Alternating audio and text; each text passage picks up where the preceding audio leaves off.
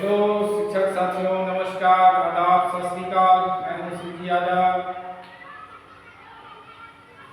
आप सभी लोगों को आज मैं बताने जा रहा हूं कि बीपीएससी हेड टीचर रिजल्ट का न्यू अपडेट। आप सभी जानते ही होंगे 65% जो आरक्षण का सिस्टम था उसको जो है माननीय उच्च न्यायालय के द्वारा और सर्वोच्च न्यायालय के द्वारा जो है वो रोक दिया गया है। तो अब आपका रिजल्ट जो है वो केवल 50% आरक्षण के आधार पर होगा। जो 50% हम लोग कहते हैं वो 50 नहीं, वो 60% है। और पहले जो परसेंटेज था वो 75% था। तो अब ये पुराने नियम से नए नियम को रोक दिया गया है और नए नियम को रोक दिया गया है। ये पुराने नियम है 60%। इस आधार पर आप लोग देखिए कि किस तरह से नया अपडेट है, आपको किस कैटेगरी में कितना सीट मिला है वो आप यहाँ पर देख सकते हैं। और किन कैटेगरी वाले भाइयों को जो है कैटेगरी में फायदा नहीं हुआ और किनको जो है बहुत फायदा हुआ है, इस बात को भी आप देखेंगे। जैसे देखिए कुल जो है हेड टीचर का बहाली जो है वो 40,247 था, लेकिन दोस्तों कुछ कारणवश जो है सीट की संख्या कम कर दिया गया है और 37,943 सीट पर हेड टीचर बनेंगे, जिसमें जनरल कैटेगरी के 10,081 सीट पहले था। लेकिन अब जो है जनरल कैटेगरी के जो वैसे सभी लोग जो है जनरल कैटेगरी में फाइट कर सकते हैं, तो सभी के लिए फायदा है। ये 15,180 सीट हो गया है जनरल कैटेगरी में, जिसमें पुरुष की संख्या 9,868 है। महिला शिक्षिका बहनों की संख्या जो है 5,312 है और इसमें 5,312 महिला शिक्षिका जो है जनरल शिक्षक जो है वो प्रधान शिक्षक के पद पर जो है बैठेंगे। ईडब्ल्यूएस में 4,018 सीट था, लेकिन अब नया अपडेट के हिसाब से 3,791 थोड़ा कम हो गया है। इसमें पुरुष हैं 2,463 और 1,328 जो है वो महिला है। उसी प्रकार आप देख रहे हैं एससी में 8,041 सीट था, लेकिन अब घट के हो गया है 6,069।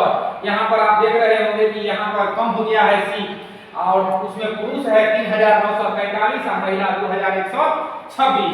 ये अनुसूचित जनजाति जो हमारे भाई लोग हैं जो समाज में बहुत पिछड़े हुए हैं, सरकार जो है उनको भी आरक्षण दिए हुए हैं।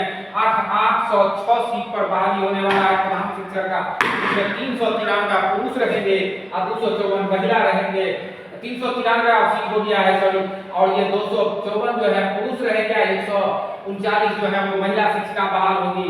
पहले के हिसाब से ईबीसी 10,056 सीट था, लेकिन अब ईबीसी को यहाँ पर लग रहा है 2200 सीटों का जो है घाटा हो रहा है। 6822 जो है सीट है, जिसमें पुरुष को 4436 और ये 2386 सीट पर बहाल होंगे। बीसी में देखिए पहले 7245 सीट था, लेकिन अब बीसी कैटेगरी में देखिए सीट की संख्या में घाटा लग रहा है।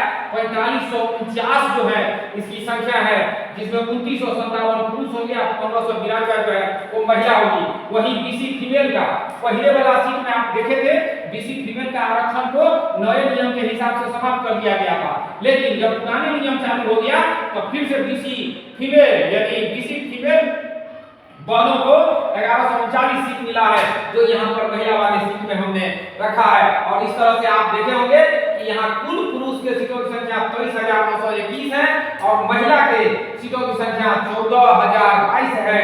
और इस दोनों को अगर आप जोड़ दीजिएगा तो आपका 37,943 हो जाता है भाइयों। और इस तरह से आपको जितना जो है हेड टीचर का सीट है वो हो जाता है।